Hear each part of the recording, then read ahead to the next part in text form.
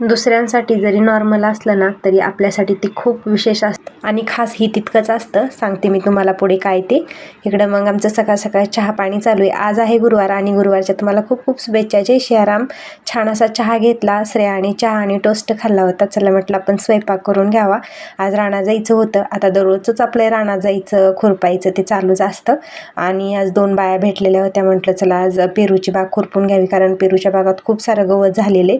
मध्ये रोटर केले त्याच्यामुळं जरा गवत थोडंसं म्हणजे हलकं जाईल खुरपायला आणि वापसाही खूप छान आहे, कारण मूर पाऊस आमच्या इकडं 2-4 दिवस झालं सतत पडतंय ना, त्याच्यामुळं चांगला वापसा आहे खुरपायला. आणि तसं रान भुसभुशीत असलं का खुरपायला पण खूप सोपं जातं. इकडं माझी देवपूजा ती झालेली होती. खवा बघत बघत आपलं स्वयंपाक करायचं चालू होतं. अधूनमधून खवा 1-2 वेळा तर बघावं लागतो, 2-3 वेळा तर बघावं लागतो, कारण त्यात लाकडंही टाकायची असते. ऑटोमॅटिक आहे, आतमध्ये उलतानं बरोबर मनानं फिरतं आणि खालून फक्त आपण जे की भट्टीचं जाळाचं भांडं आहे ना त्यात 1-2 लाकडं टाकली की ती मनानं आपलं ते जाळ लागतो, कारण त्याला मोटर बसविलेली असती. मग इकडं सगळं आवरलं, खवा ते बांधून दिला यांना आणि मी रानात पोचलो. आपली पेरूची बाग बघू शकताय, सगळं काही गवत ही झालेलं आहे, म्हणजे खुरपण चालू आहे आणि बाग आपली एकदम छान दिसायला लागली. झाडं एकदम एकसारखे झालेले आहेत, खूप छान एकसारखी झाडं आणि एकसारखी बाग आपली आता दिसायला लागलेली आहे.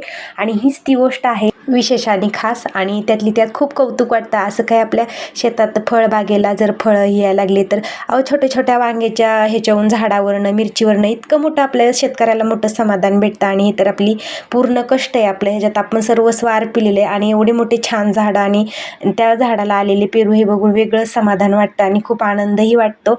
आणि आता आमचं खुरपायलाही चालूच आहे. आता आम्हाला बाग सगळी स्वच्छ करून घ्यायची आहे आणि गुरुवार होता, भूकही लागलेली होती. म्हटलं चला नीताताईंनी पाणी आणू आपण दोघी. विहिरीवर आलाव, पाणी घेतलं. तिथं उसाला पाणी चालू होतं, तिथंच बँडाला एक घागर आणि कळशी घेतली. आता आम्ही 3च बाया, त्यासाठी आम्ही एवढं पाणी चालवलं. आमचं चुलतदीर विचारत होते की किती बाया लावल्यात इतकं पाणी चालवले, तर म्हणलं 3घी जणी हसायला लागले. म्हटलं हात ती धुवायला लागतो कारण चिखल असतो.